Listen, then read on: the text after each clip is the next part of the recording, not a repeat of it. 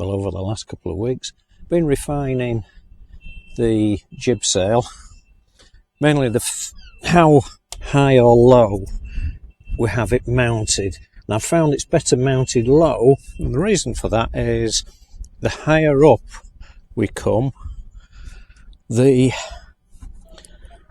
smaller the actual sail is, because we can't, oops, I'm tripping up, because we can't actually pull the entire sail out, because the distance to our mast is actually quite small. The mast on Baru is quite well forward, so that means that the jib sail is kept small.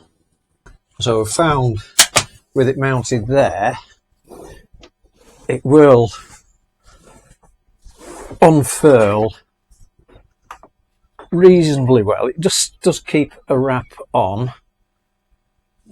Let the wind just take it a little bit. It's within a sort of half a wrap of unfurling fully, and that's about it. That's about as far as we can go. I can't go much lower, and that works fine. It will actually pull itself round.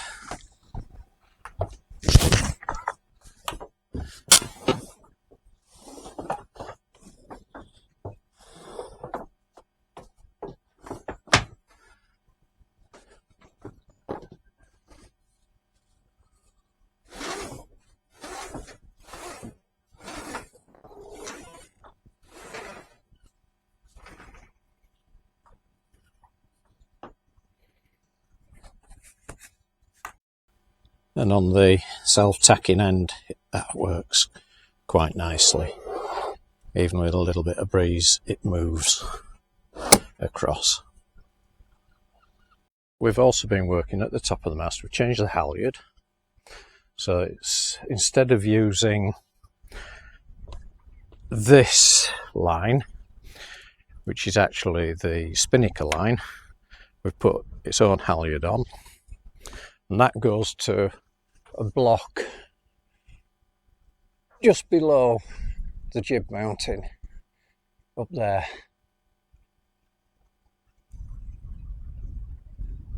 The reason for that is A, it keeps me a spinnaker line, also keeps me a line that we can use to climb the mast with, but also the spinnaker line comes out in front of the genoa, and of course you don't want the spinnaker halyard interfering with the genoa.